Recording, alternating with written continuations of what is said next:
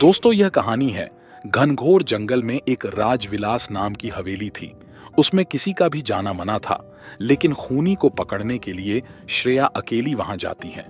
और उसके साथ जो हुआ कि पूरी सीआईडी टीम में खलबली मचा दी। दोस्तों, रात का समय था। शहर से दूर एक वीरान जंगल के बीचों बीच एक पुरानी हवेली थी। वहां रात के वक्त किसी औरत की चीखें सुनाई देती हैं और सफेद साया खिड़कियों से झांकता है। ऑफिसर श्रेया को एक लापता लड़की की जांच के सिलसिले में वहां जाना पड़ा। वो अकेले ही उस हवेली में गई, लेकिन फिर उसका सीआईडी से कोई संपर्क नहीं हुआ।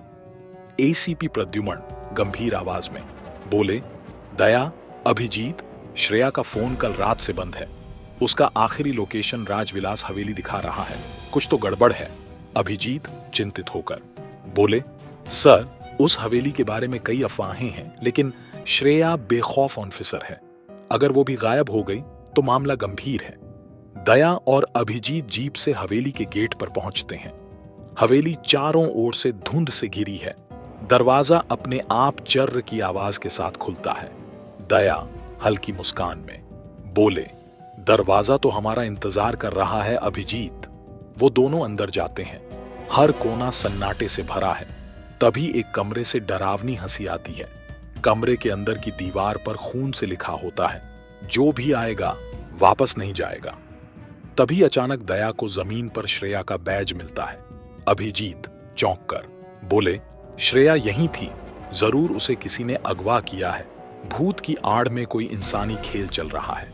दया एक गुप्त दरवाजा खोजता है जो तहखाने में खुलता है। वहां अंधेरा और सीलन है।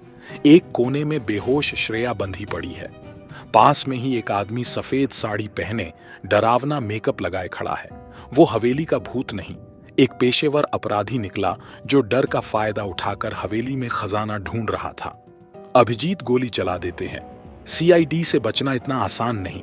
एसीपी प्रद्युमन मुस्कुराकर बोले, शाबाश दया, अभिजीत, तुमने न सिर्फ श्रेया को बचाया, बल्कि उस हवेली के झूठे भूत का भंडाफोड़ भी कर दिया। श्रेया हंसते हुए बोली, अब मैं भी जान गई हूं, इस सीआईडी टीम के आगे कोई भूत भी टिक नहीं सकता। सीआईडी की नजर से कोई नहीं बच सकता।